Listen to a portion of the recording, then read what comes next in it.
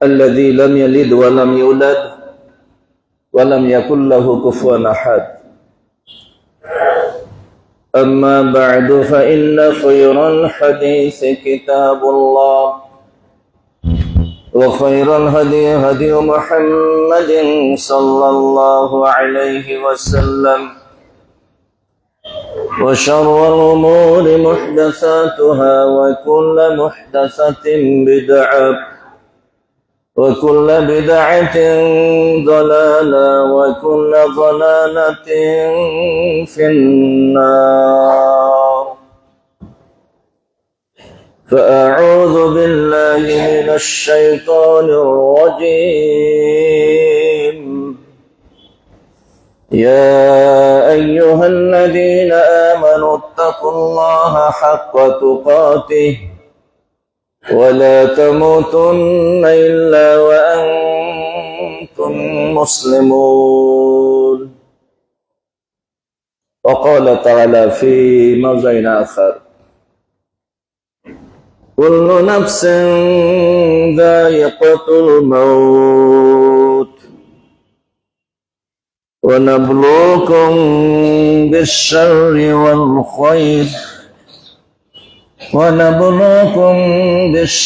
والخير فتنة وإلينا ترجعون. আলহামদুলিল্লাহ। সম্মানিত সমবেত মুসল্লিয়ানে কিরাম, মহান স্রষ্টা রব্বুল আলামিনের প্রশংসা জ্ঞাপন করছি, সাথে সাথে বিশ্বনবী মুহাম্মদুর রাসূলুল্লাহ সাল্লাল্লাহু আলাইহি ওয়াসাল্লামের প্রতি অযত ধারায় দরুদ এবং সালাম বর্ষণ করছি। সম্মানিত মুসল্লিয়ানে কিরাম, গত জুমাতে আমরা নির্ধারিত একটি বিষয় নিয়ে আলোচনা করছিলাম। সেই বিষয়ের আরো বেশ কিছু কথা রয়ে গেছে, যেটা সম্ভব হলে খুতবার শেষে বলবো। তার আগেই অন্য একটি বিষয় নিয়ে কিছু কথা বলা প্রয়োজন বোধ করেছি, যাকে সামনে রেখে মহাগ্রন্থ আল কোরআন থেকে ছোট্ট একটি আয়াতের সারিতা তেলাওয়াত করেছি, সূরা আম্বিয়া থেকে। তাকে কেন্দ্র করে আজকের আলোচনা পেশ করব।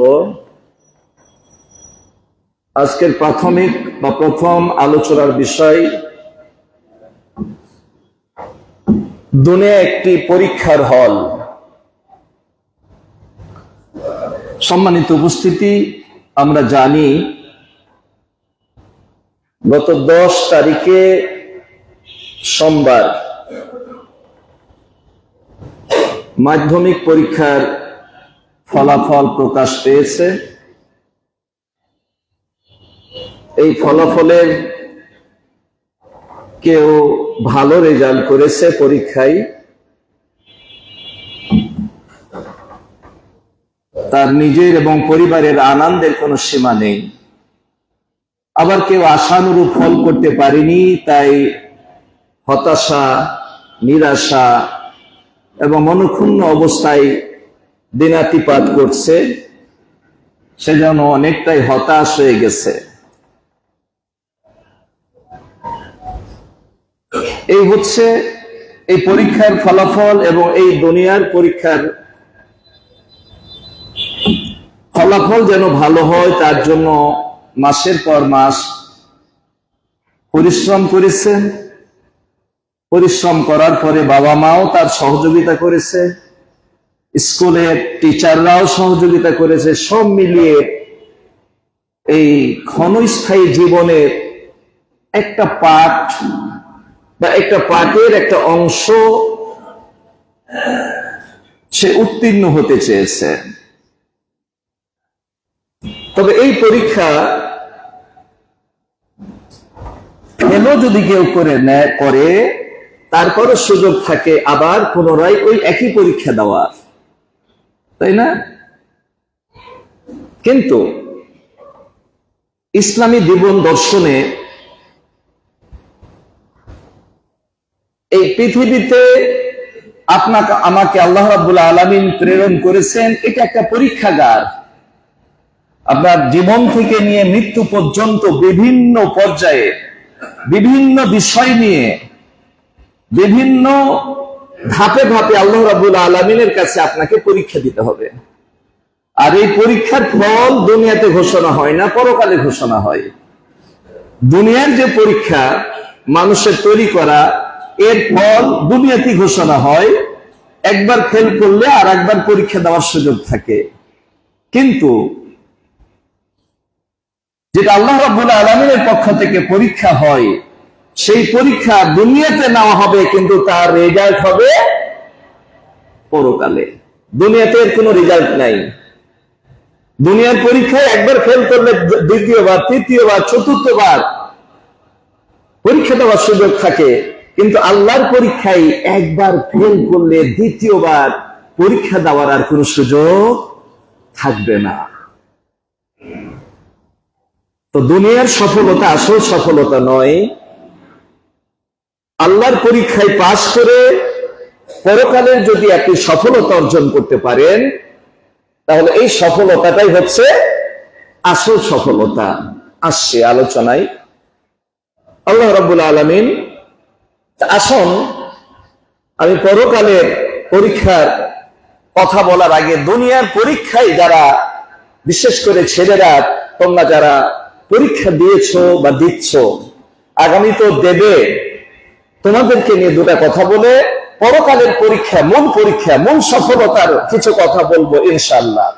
এরপরে যদি সুযোগ থাকে, গত জুমার আলোচনা যদি কিছু সম্ভব হয় সংযোজন করব, নইলে এরপরে হয়তো আরো 2-3টা জুমা সেই বিষয়ের উপর আলোচনা হবে ইনশাআল্লাহ।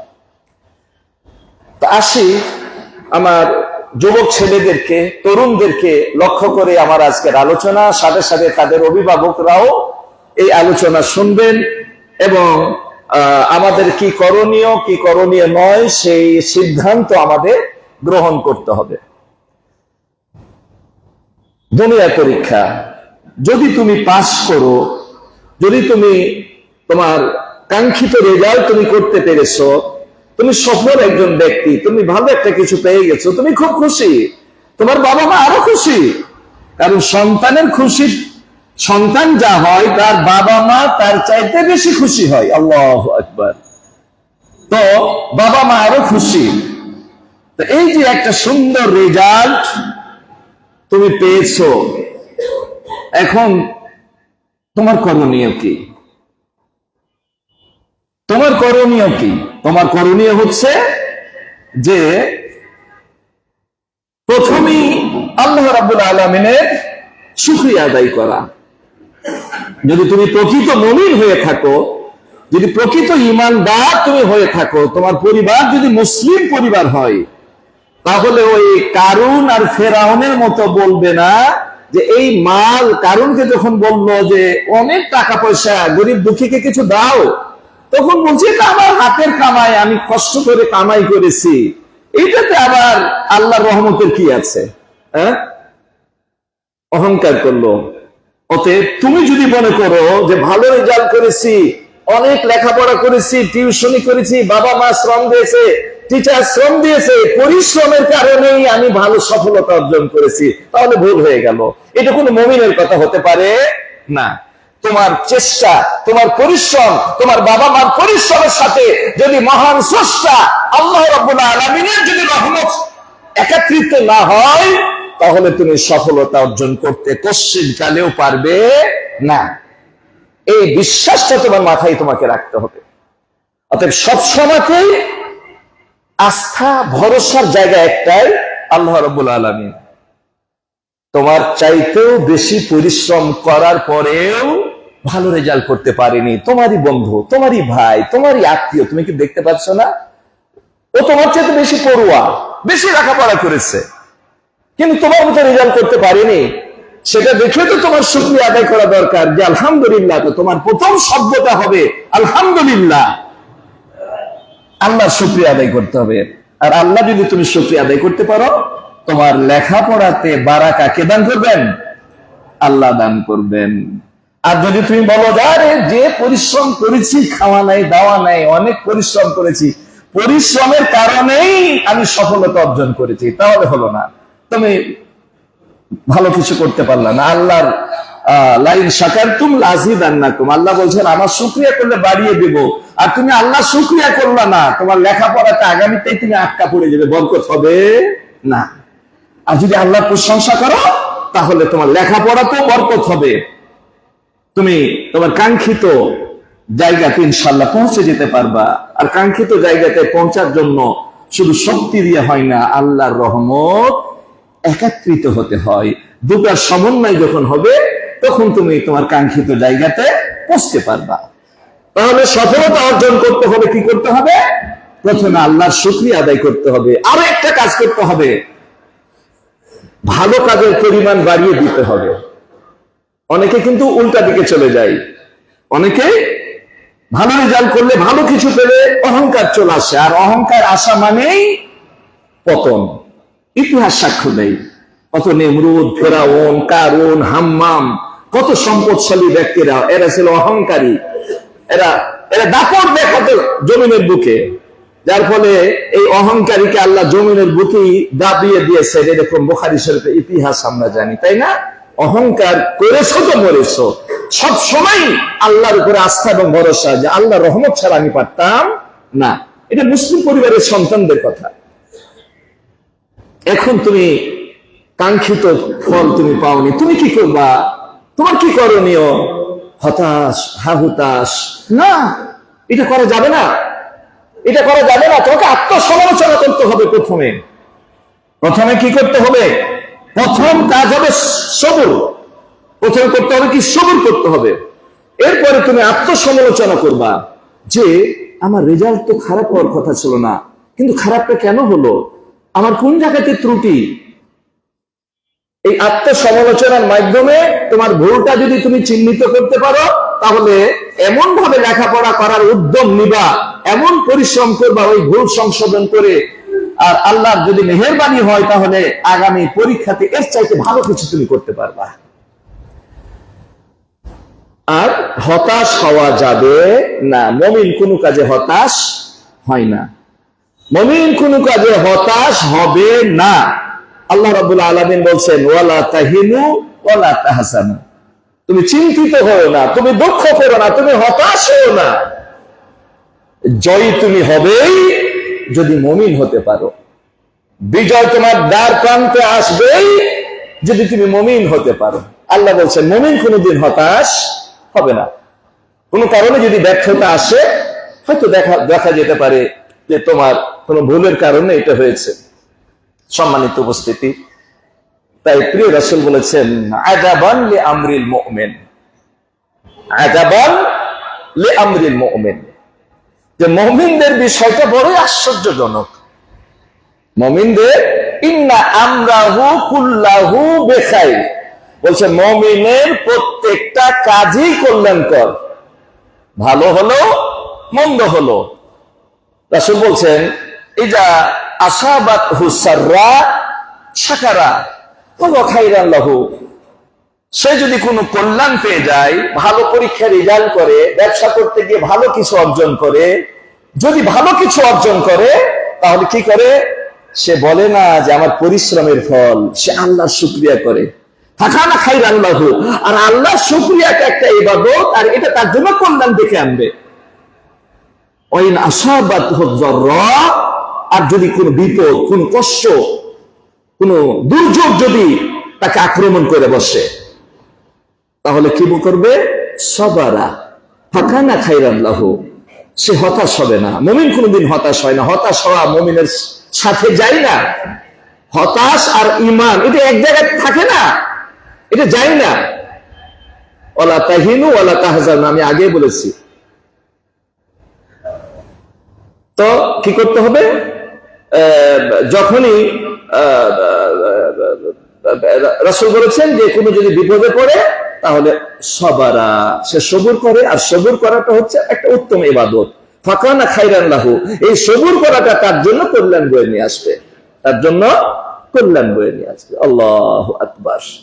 তাহলে মুমিনের জীবনে যাই ঘটুক এটাই তার জন্য কল্যাণ। মুমিনের জন্য আপনার কাছে আমার কাছে হয়তো ভালো লাগবে না, এটা কি হলো, এটা কেন হলো, নানান প্রশ্ন আমরা করি, তাই না? এটা মনে হয় যে ভালো লাগবে না, কিন্তু না, এর মধ্যে কল্যাণ আছে, আপনি এটা বুঝতে পারেন না। আল্লাহ রাব্বুল আলামিন সূরা আম্বিয়ার 35 নম্বর আয়াতে, যেটা আমি ছোট্ট একটা আয়াত পাঠ করেছি, কুল্লু নাফসিন যায়িকাতুল মাউত, প্রত্যেক প্রাণী মৃত্যুর স্বাদ গ্রহণ করবেই। এটা আজকে আমার চ্যাপ্টার না, এর পরের অংশটা, ওয়া নাবলুকুম বিশ-শাররি ওয়াল খায়র। আল্লাহ রাব্বুল আলামিন বলছেন, আমি আমার বান্দাদেরকে দুই ভাবে পরীক্ষা করব। ওয়া নাবলুকুম, তোমাদেরকে পরীক্ষা করব, বিশ-শাররি, মন্দ দিয়ে, ওয়াল খায়র, ভালো দিয়ে, ফিতনা, পরীক্ষা, ওয়া ইলাইনা তুরজাউন, আর পরিশেষে তো আমার কাছেই তোমাদের আসতে হবে, পরিশেষে আমার কাছেই আসতে হবে, আমার পরীক্ষার বাইরে কেউ তোমরা যেতে পারবা না, প্রত্যেকের আমি পরীক্ষা নিবই নিব। তাহলে এখানে কি বলছেন আল্লাহ রাব্বুল আলামিন? দুই ভাবে পরীক্ষা হবে, ভালো দিয়ে, টাকা দিয়ে, ধন দিয়ে, সম্পদ দিয়ে, মানে কি ব্যাংক ব্যালেন্স, কোনো অভাব নাই, প্রাচুর্য, সম্পদের প্রাচুর্য, টাকা দিয়ে পরীক্ষা করবেন যে এত সম্পদ দিলাম, এই করোটা কি, আমার শুকরিয়া আদায় করে, না ওই কারুনের মতো অহংকারী হয়ে জমিনে সব ধসিয়ে দেবো তার মাল। কারুনের সব মাল জমিনে ধসিয়ে দেওয়া হয়েছিল, এটা কোরআন সাক্ষ্য দিচ্ছে। এত টাকা সম্পদ দিলাম, এটা দিয়েও আপনাকে পরীক্ষা আল্লাহ করবেন। আপনি কি পরীক্ষা পাস করতে পারবেন? দুনিয়ার সব পরীক্ষায় তো একবারে কি মানে জিপিএ 5, তাই না? ভালো একবারে রেজাল্ট, আপনি শেষ পরীক্ষা পর্যন্ত একেবারে ভালো রেজাল্ট করলেন, দুনিয়ার রেজাল্ট খুবই ভালো করলেন, আল্লাহর পরীক্ষায় কি রেজাল্ট আপনার ভালো হবে? এটা কি মনে হচ্ছে? যদি হয় তা আপনি বেঁচে গেছেন, আপনি সফল ব্যক্তি। আর দুনিয়া এত সম্পদ, আর পরকালে আল্লাহর পরীক্ষায় যদি আপনি ফেল করেন, এই দুনিয়ার পাশের কোনো 5 পয়সা দাম নাই। আল্লাহু আকবার। আবার মাল কমিয়ে নিয়ে আল্লাহ আপনাকে পরীক্ষা করবে। এত নামাজ, তাহাজ্জুদ, কত ইমানদার আপনি, তাই না? এরপরেও কি অভাব অনটন দূর হয় না। সকালে খাবার থাকলে দুপুরে থাকে না, দুপুরে থাকলে রাত্রে থাকে না, এত আল্লাহওয়ালা আপনি, কিন্তু এত পরীক্ষা কেন? অভাবটা কেন? অভাবে দিয়েও আল্লাহ আপনাকে পরীক্ষা করবে। মহাকবি আল্লামা ইকবাল বলছেন कि हैदरी फक्र है ना दौलत उस्मानी, तुमसे असलाफ से क्या ताल्लुक रूहानी। বলছে, হে মুমিন, তোমাদের মাঝে গরিবও আছে আবার ধনীও আছে, কিন্তু ওসমানের মতো ধনী কয়জন? গরিব আছে, তাই না? আলীর মতো গরিব, আহা, যে আলী পৃথিবীর সর্বশ্রেষ্ঠ ব্যক্তিত্ব, এই বিশ্বনবী মুহাম্মদ সাল্লাল্লাহু আলাইহি সাল্লাম, যিনি হচ্ছেন সমস্ত নবী এবং রাসূলের অধিনায়ক, এবং তার মেয়ে ফাতেমা হচ্ছে গোটা নারী জাতির জান্নাতের সরদারিনী। এই নারীকে বিয়ে করার সময়তে তার কিছুই নাই, কি দিয়ে বিয়ে করবে? একটা বর্ম বিক্রি করে সামান্য কিছু কিনে ফাতেমাকে বিয়ে করছে। আল্লাহু আকবার। আর গোটা বিশ্বের সর্বশ্রেষ্ঠ মানুষ, ব্যক্তিত্ব, নবী এবং রাসূল, এবং তার মেয়েও জান্নাতের কি লিডার, বাবা হচ্ছে পৃথিবীর লিডার আর মেয়ে হচ্ছে জান্নাতের লিডার, তাকে বিয়ে করছে একটা গরিব মানুষ, যার খাবার কিছু নাই, একটা বর্ম বিক্রি করে সামান্য কিছু নিয়ে বিয়ে করতে আসছে। আল্লাহু আকবার। মা ফাতেমার যাতে আটা জব গোড়া করতে করতে হাতে ফসকা পড়ে গেছে, মশক দিয়ে পানি আনতে আনতে পিঠে আর শরীরে দাগ পড়ে গেছে, মশক দিয়ে পানি আনতে আনতে ইদারা থেকে পানি কোত্থেকে পানি উঠাইতে হতো খাবার। আল্লাহু আকবার। আমরা তো ঘুরাইলে পানি পাই, তাই না? কত কষ্ট করেছে জান্নাতের সর্দারিনী, তাই না? জান্নাতের লিডার মহিলাদের। সম্মানিত উপস্থিতি, যে কথাটি বলছিলাম যে আল্লাহ রাব্বুল আলামিন আপনার আমার জীবনের পরীক্ষা দিবেই। তো আমি যুবকদের পর্বটা শেষ করে দিয়ে আমি আসল পরীক্ষার কথা দুটা বলে আমি আলোচনা শেষ করব। তাই বলবো, এই যুবক, তোমাদের দুনিয়ার পরীক্ষা, এটাই আসল পরীক্ষা মনে করো না। হ্যাঁ, এটা দুনিয়ার জীবনের জন্য একটা পাঠ, এটা ভালো হওয়া দরকার, এটা ভালো করবা। যদি তুমি সফলতার জন্য আলহামদুলিল্লাহ পাঠ করবা, তসবিতা আরে কিছু সাদাকা করবা, আর কি করবা, ইবাদতের মাত্রা বাড়িয়ে দিবা, কারণ আল্লাহ তোমার দিকে রহম করেছেন বলেই তুমি সফলতা অর্জন করেছো। আর যারা ভালো রেজাল্ট করতে পারোনি, তারা হতাশ হওয়ার কোন সুযোগ নাই। আত্মসমালোচনার মাধ্যমে কেন তোমার রেজাল্টটা খারাপ হলো, কোন জায়গাতে ত্রুটি হয়েছে সেটা বের করে আর নতুন নতুন উদ্যমে আবার প্রস্তুতি নিয়ে আবার পরীক্ষা দেবা, কারণ একবার ফেল করলে দুনিয়াতে আর একবার পরীক্ষা দেওয়ার সুযোগ রয়েছে।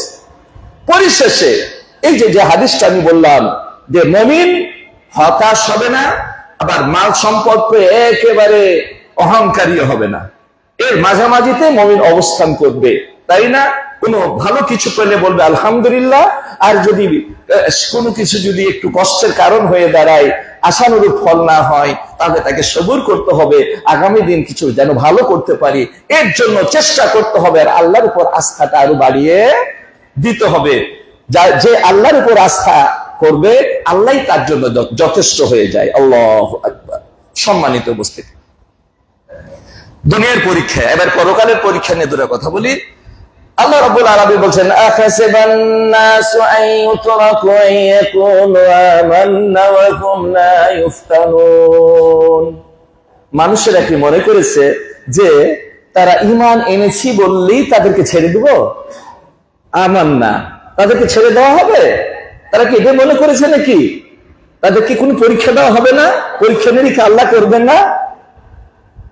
আল্লাহ রাব্বুল আলামিন ওয়ালাকাদ ফাতান্নাল্লাহু আল্লাযীনা মিন ক্বাবলিকুম, তোমাদের পূর্বে যারা ঈমানের দাবি করেছিল তাদেরকে আমি পরীক্ষা করেছি, এবং পরীক্ষাকে সত্যবাদী আর পরীক্ষাকে মিথ্যাবাদী, অর্থাৎ পরীক্ষাকে সফল আর পরীক্ষাকে ফেল করলো আমি খুব ভালো করেই জেনে নিয়েছি।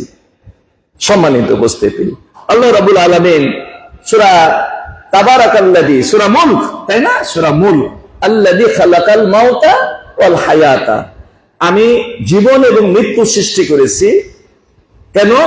লিয়াবলুকুম আইয়ুকুম আহসানু আমালা, তোমাদের মধ্যে কে আমলের দিক দিয়ে উৎকৃষ্ট, আমলের দিক দিয়ে সফল কে, এটা জানার জন্য। আর আল্লাহ রাব্বুল আলামিন যে পরীক্ষা করবেন, পরীক্ষার প্রশ্ন ফাঁস। দুনিয়ার পরীক্ষার কিন্তু প্রশ্ন ফাঁস হয় না, তাই না? প্রশ্ন ফাঁস হয় না, পরীক্ষা দিতে হয় প্রস্তুতি নিয়ে। কিন্তু আল্লাহর প্রত্যেকটা পরীক্ষায় আল্লাহ কি প্রশ্নপত্র আগেই বলে দিয়েছেন। এরপরেও যদি আমরা ভালো রেজাল্ট করতে না পারি, আল্লাহর পরীক্ষা যদি পাস না করতে পারি, তাহলে তো জাহান্নাম হয়ে যাবে আপনার আমার ঠিকানা, তাই না? আল্লাহর পরীক্ষা যে আপনাকে আমাকে পাস করতেই হবে। তাই দুনিয়ার পাশের চাইতে আল্লাহর পরীক্ষায় পাস হওয়ার জন্য আমাদের প্রস্তুতি বেশি করে গ্রহণ করতে হবে। সম্মানিত উপস্থিতি, এবার আমরা আসি যে এই যে পরীক্ষা, এই পরীক্ষা প্রত্যেক ব্যক্তির জন্য কি অবশ্যম্ভাবী? নবী রাসূলকে ছাড়া হয়নি। একজন সাহাবী জিজ্ঞেস করলেন যে আইয়ুন নাসে আশাদ্দু বালাআন, আইয়ুন নাসে আশাদ্দু বালা, বলছে কোন ব্যক্তির সবচেয়ে কঠিন পরীক্ষা আল্লাহ রাব্বুল আলামিন নেন? তো প্রিয় রাসূল কি বললেন? যে বেশি পরীক্ষা নেন কার? আল্লাহ রাব্বুল আলামিন বললেন, রাসূল সাল্লাল্লাহু আলাইহি ওয়াসাল্লাম বললেন যে আল আম্বিয়া, নবী বলে সবচেয়ে মারাত্মক পরীক্ষা। আপনি দেখেন না কত নবীর কিভাবে পরীক্ষা। হযরত ইব্রাহিম আলাইহিস সালাম কত পরীক্ষা দিতে হলো, আল্লাহু আকবার। আগুনে নিক্ষিপ্ত হতে হচ্ছে, এটা কি চারটিখানি ব্যাপার? আল্লাহু আকবার। কলিজার টুকরা সন্তান জন্মের পরই অল্প কয়েকদিন পরই তাকে মরুভূমিতে রেখে আসতে হলো, এটা কম বড় পরীক্ষা? আল্লাহু আকবার। এরপরে কত রকম, মা হাজেরাকে পরীক্ষা দিতে হলো হিজরতের সময়, ওই দুষ্ট বাদশার কবলে পড়ে তার সতীত্ব নষ্ট করতে চেয়েছিল, এই পরীক্ষাটা তাদেরকে দিতে হয়েছে। কত রকমের পরীক্ষা। ইসমাইল আলাইহিস সালামকে নিজের সন্তানকে জবাই করার মতো পরীক্ষা আর পৃথিবীর বুকে কিছু আছে? পারবো আমরা কেউ নিজের সন্তানকে জবাই করতে? যদি আল্লাহ নির্দেশ করেন পারবো না। আর আমরা পারবো না, এই জন্য আপনাকে আর আমাকে সন্তান জবাই করতে আল্লাহ বলবেন না। আল্লাহ ভালো করে জানেন যে এরা পারবে না, এদের ঈমান অতদূর পর্যন্ত আগাবে না, থেমে যাবে। ইব্রাহিম আলাইহিস সালামকে বলে বিশ্ববাসীকে দেখিয়ে দিয়েছেন, আমার ইব্রাহিম, আমি কেন তাকে দোস্ত বানালাম, তার উপাধি কেন খলিল দিলাম? কারণ আছে, দেখো কেমন পরীক্ষা। আমার প্রিয় রাসূলকে কম পরীক্ষা দিতে হয়েছে? আল্লাহু আকবার। জন্মের আগে বাবাকে আর দেখতে পেলেন না, তাই না?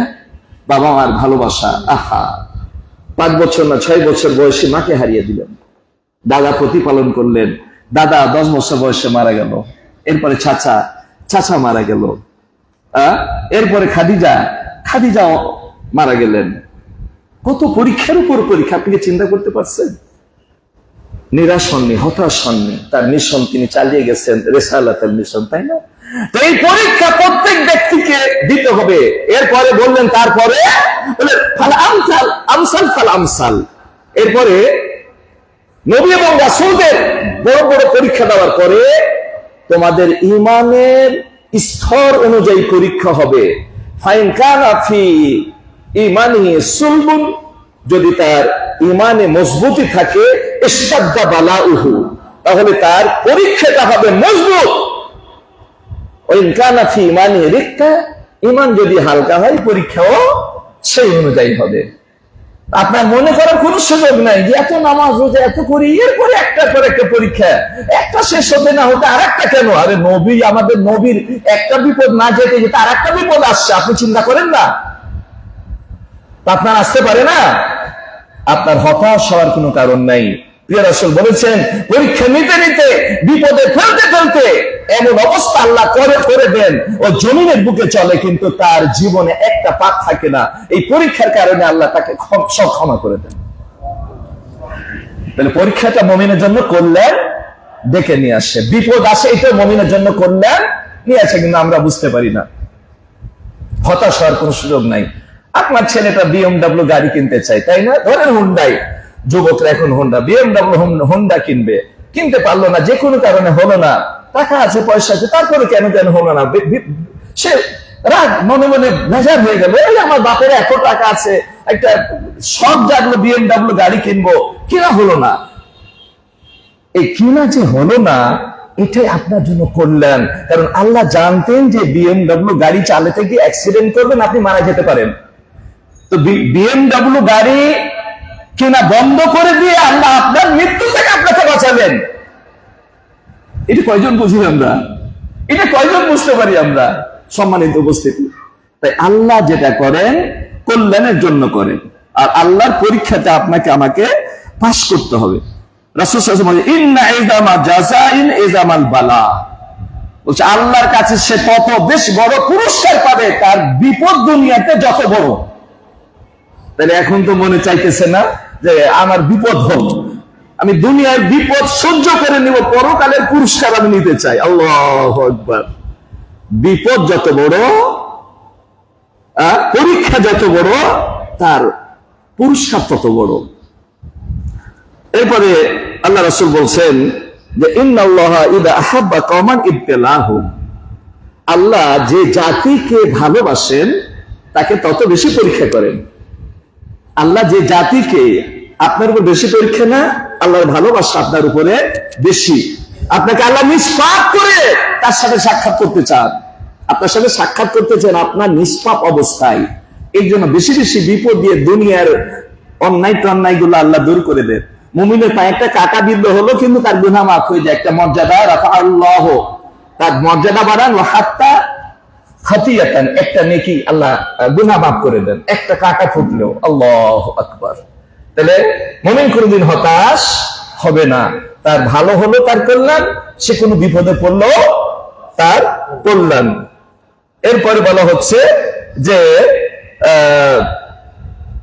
আপনার এই যে বিপদ আপদ মুসিবত, এর থেকে আপনাকে উত্তীর্ণ হতে হবে। আমি অনেক বিপদ আপদের কথা বা অনেক বিষয়ের পরীক্ষার কথা আল্লাহ কোরআন মাজিদের মধ্যে বলছেন। যেমন বলা হয়েছে সূরা বাকারাতে, ওয়ালা নাবলুওয়ান্নাকুম বিশাইইন মিনাল খাউফি ওয়াল জু', যে আমি তোমাদেরকে পরীক্ষা করব কি দিয়ে? অনেক বিষয় দিয়ে। তার মধ্যে আছে ক্ষুধা, তার মধ্যে ভয়, নাকসিম মিনাল আমওয়াল, ব্যবসা করতে গিয়ে কোটি কোটি টাকা লস হয়ে যেতে পারে আপনার, ওয়াল আনফুসে, মৃত্যু দিয়ে আমি পরীক্ষা করব, অসামারাত, ফল ফ্রুট দিয়ে, অবাশিরিস সাবিরিন। তারপর আল্লাহ সব শেষে বলছেন, এই পরীক্ষায় পড়ে যারা সবুর ইখতিয়ার করবে তাদেরকে সুসংবাদ দিয়ে দাও। কিসের সুসংবাদ? জান্নাতের সুসংবাদ। তাদেরকে জান্নাতের সুসংবাদ দিয়ে দাও। কারা? যারা বিপদে পড়ে আমার উপরে খারাপ ধারণা করেনি, আস্থা রেখেছিল, মনে করেছিল এটা হচ্ছে, এটা আমার জন্য আল্লাহ, এর মধ্যে কল্যাণ রয়েছে। আপনি সবুর করবেন, আপনার জন্য ভালো কিছু আল্লাহ রাব্বুল আলামিন দান করবেন। ইয়াওয়াদ্দু আহলুল আফিয়া, এটা হাদিস।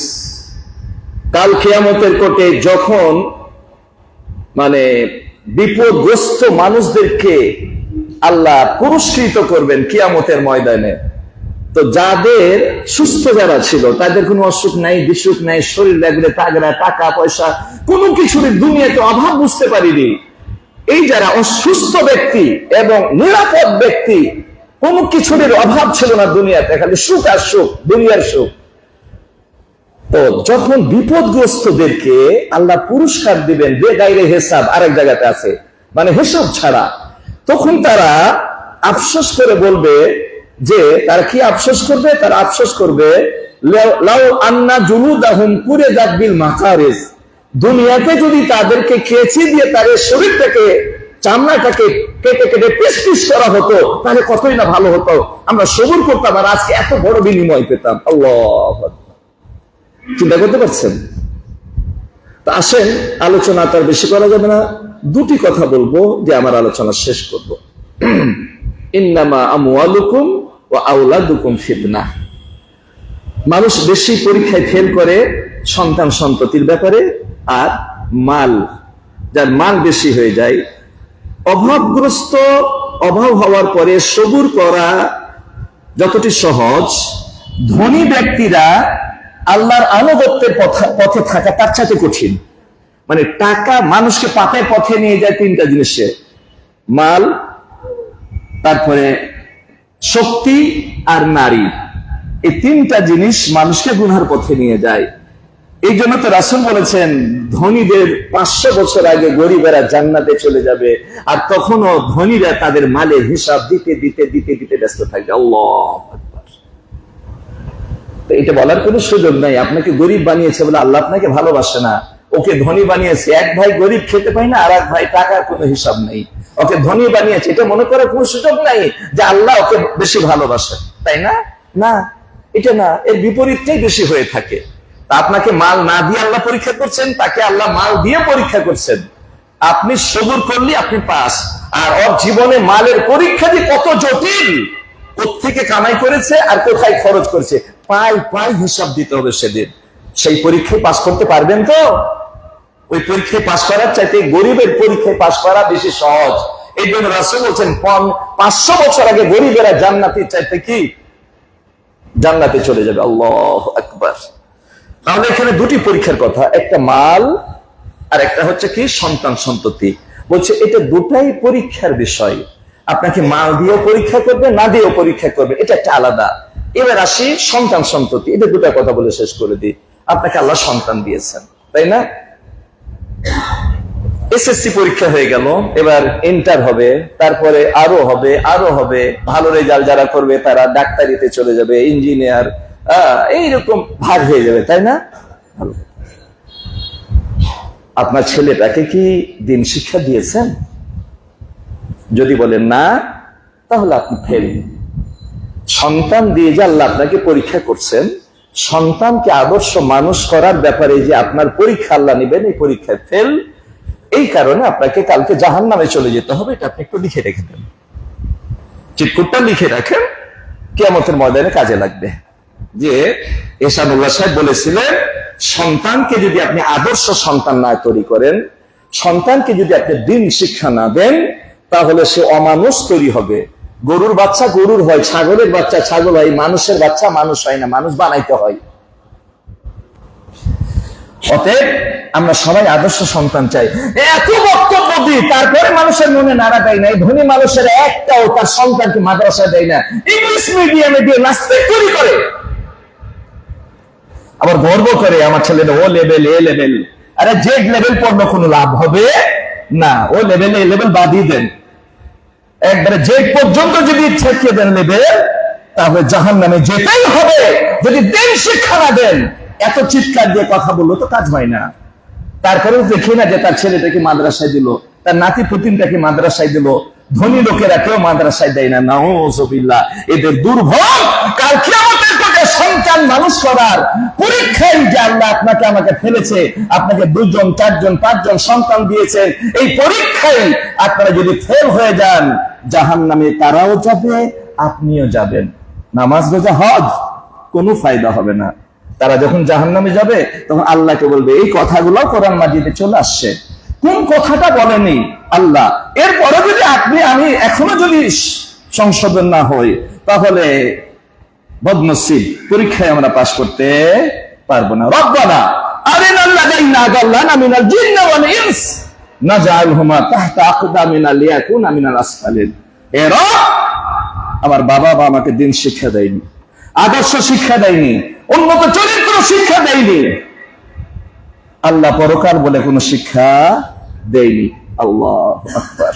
অতএব হে রব, আমার বাবা মা শুধু দুনিয়া নিয়ে ব্যস্ত ছিল, সম্পদ নিয়ে ব্যস্ত ছিল, আমাদেরকে সময় দেয়নি, আমাদের চরিত্র গঠন করার কোন শিক্ষা দীক্ষা আমাদেরকে দেয়নি।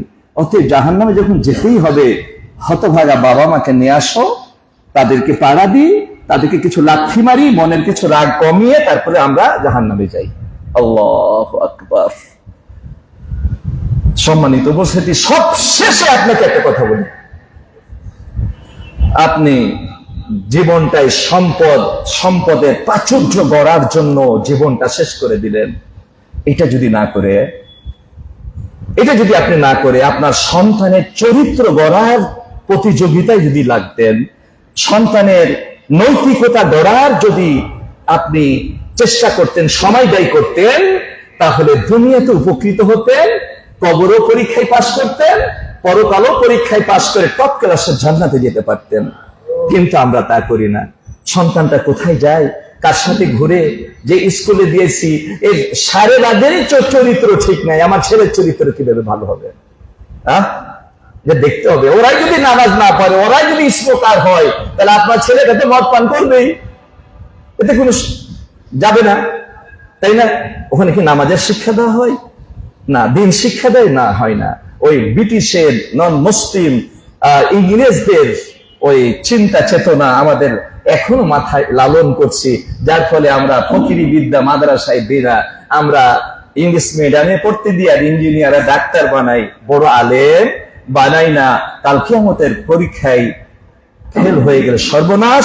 অতএব ইউটার্ন করি, আমরা ঘুরে দাঁড়াই দ্বীনের দিকে, ইসলামের দিকে, আল্লাহ রাসূলের দিকে, জান্নাতের পথ ধরি, তাহলে আমরা আল্লাহর পরীক্ষায় পাশ করে আমরা জান্নাতে যেতে পারবো। এই তৌফিক আল্লাহর কাছে কামনা করে আলোচনা শেষ করছি। ওয়াখিরু দাওয়ানা আলহামদুলিল্লাহ রাব্বিল আলামিন।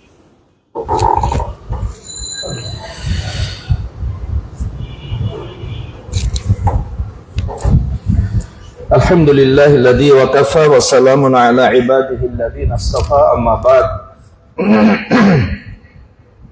ইন্নাল্লাহা ওয়া মালাইকাতাহু ইউসাল্লুনা আলান নবী يا أيها الذين آمنوا صلوا عليه وسلموا تسليما اللهم صل على محمد وعلى آل محمد كما صليت على إبراهيم وعلى آل إبراهيم إنك حميد مجيد اللهم بارك على محمد وعلى آل محمد كما باركت على إبراهيم وعلى آل إبراهيم إنك حميد مجيد।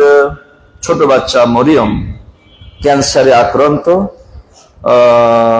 লেখাটাও সুন্দর হয়নি, আমি পড়তেই পারতেছি না কি লিখেছে, দোয়ার জন্য আবেদন করেছেন। এরপরে মসজিদের ইমাম হাফিজ আব্দুল হামিদ ভাইয়ের জেঠাস মানে চাচা হাসপাতালে চিকিৎসাধীন আছে, দোয়া চেয়েছেন, আমরা দোয়া করবো আল্লাহ রাব্বুল আলামিন সকল শেফায়ে কামিলা দান করেন। আমাদের ভাই ওসমান মিয়ার ভাবি অসুস্থ, মারাত্মকভাবে হাসপাতালে অবস্থান করছে, তিনিও দোয়া চেয়েছেন। মমিন ট্রেডার্স এর মালিক মোহাম্মদ মাসুদ মামা অসুস্থ, দোয়া চেয়েছেন। মৃত আব্দুল জব্বার আনসারী ছোট মায়ের জামাই হাজি আব্দুল ওয়াদুদ অসুস্থ, সেও দোয়া চেয়েছে। এছাড়াও আপনারা জানেন যে আমাদের সম্মানিত সেক্রেটারি নুর ইসলাম ভাইয়ের ভাইনা বোনের ছেলে আলহাজ জাকির আমার সাথে হজ করেছিল, আলহামদুলিল্লাহ অনেক ভালো একজন, কি বলবো, ভালো মনের, শান্তশিষ্ট, খুবই ভালো সে জানেন ক্যান্সারে দীর্ঘদিন আক্রান্ত থেকে কয়েকদিন আগে মারা গেছে। সবার জন্য আমরা দোয়া করি, যারা অসুস্থ আল্লাহর জন্য শেফায়ে কামেলা দান করেন।